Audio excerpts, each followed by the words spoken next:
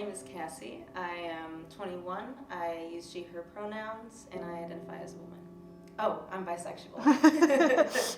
So, growing up, I didn't really see any representation of LGBT in media, so I didn't really I didn't conceptualize it. I think it was in 7th grade, no, 5th grade, I read Percy Jackson. And when it got, if you know, you know, you get to the part with Nico, and it spells it out on the page. Homosexual. I just didn't get it. I didn't get it, and I glossed right over it, and I said, I'll figure that out later.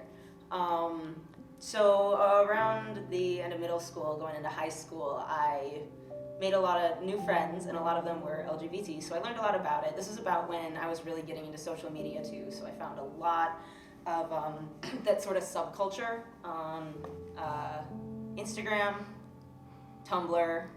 So I was being surrounded by it, but I still didn't really identify it with myself. I just sort of walked around like I'm the straight friend with a bunch of gay people. And then I sort of hit 9th and 10th grade, and I was like, oh, wait a second, this is allowed to apply to me too. And that's when it sort of clicked, and I started I shifted my thinking away from what I had just been conditioned. So I didn't find out I was gay until I was 15.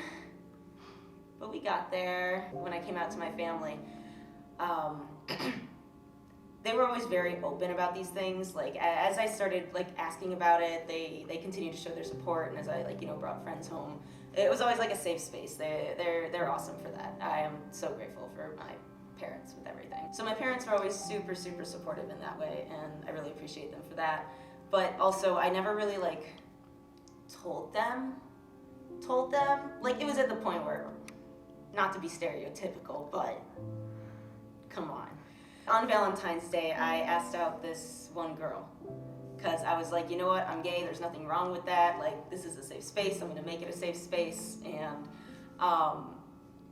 they said yes, and it was really cool, and it didn't last long. It was, high school, but that day I went home to my parents and I said I asked out a girl, and they were like, oh, you have anything else to share? You gonna tell us? And I was like, well, just did. Growing up, I always identified as female, but as I was sort of coming into my own with my sexuality and figuring that out, I realized that I'm allowed to experiment and figure out if there's other labels that fit me too. So I kind of messed around with the idea of androgyny and non-binary stuff. But I still identified as a woman. I went by she, her pronouns. And COVID happened, and everyone was isolated, and I had just turned 18. It was my senior year, and so I had downloaded all those dating apps. And it went kind of poorly. Around Halloween, I was at a party with a guy I barely knew, and he assaulted me. So after that, it was tough. I started seeing a therapist, which was really nice. My depression, which I'd always had, got a lot worse. And I was really struggling with my identity as a woman, because in this case, that is what seemed to have gotten me hurt. I cut my hair off the next day. It was long, but I had dyed it. So it was I was gonna cut it eventually, but after that, I just wanted it off of me. And so I did, and I got a little pixie cut, and I had a lot of fun with that. I loved it. I mean, it's not so cute right now, but we're getting somewhere. I've been growing it back for a little while now. But following that, I fully identified as non-binary, and I went by they, them pronouns, and it was a comfort. It was really nice, and it felt right for that period in my life, and I don't regret it. As I got older and relearned my experiences with womanhood and femininity and sort of reintegrated it into my life, I was very angry for a while. I sort of came back to terms with it, with what feels true and authentic to me. You turn 18, and at least for me, it feels like you're ready to take on everything the world has, and you just have no idea what it means. And I really started engaging early in hookup culture, and it was fun. It wasn't that fun, and it led where it led, so definitely not how I would do it if I could do it again. You know, there's just so many other aspects of femininity, and that's not to say I'm anti-sex. You know, a little hookup every now and again ain't gonna kill you if that's what you want. But for that to be your only experience with coming into the world, I think it's dangerous. There's a lot of things out there that can hurt you if you're not, you know, aware. As I've grown out my hair and started presenting more feminine, I've definitely noticed like more harassment in that sort of sense.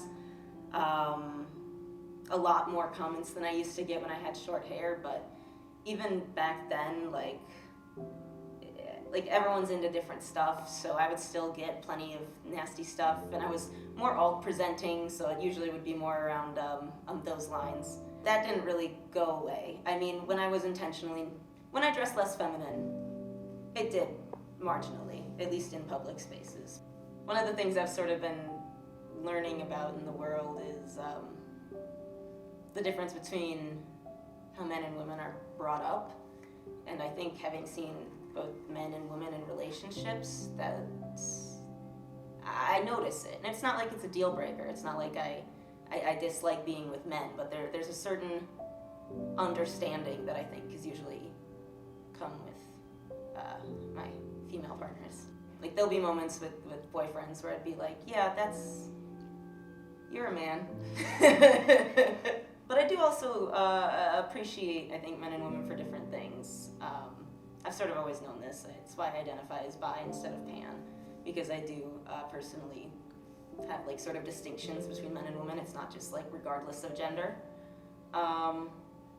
Biggest thing for me, if I'm gonna like a man, I need to know he like respects me as a person. So that's a big one. And I like to be able to feel protected, and with women, I think I feel this very comforting and understanding energy from. And again, this does not apply to all men and all women I've met. But I guess those are the sorts of things I notice when I'm in romantic situations and the things that connect with me. I think I was a very oblivious child. When I said I didn't really realize like LGBT existed, it was like to the point where even though in that time like LGBT was not being portrayed very nicely, I just didn't register it really. Like if a trans joke came on TV, I wouldn't even register it as anything more than, you know, boy pretending to be girl funny. So I think that's sort of intrinsic, like the subconscious sort of picked up, and I think pick up from my childhood and seeing those things normalized on TV, maybe a bit of a sense of shame, but also growing up, like it was high school and there was a lot of media that gave us good representation if you knew how to look for it. It wasn't mainstream, but I think that between social media booming and really promoting those sort of internet cultures, as well as an increasing tolerance for homosexuality and to be portrayed on screen, it definitely had a good impression on me. I grew up with it being a lot more normalized, I think, than it could have been. Once the switch flipped, I was like, oh, this makes sense. I had to get there.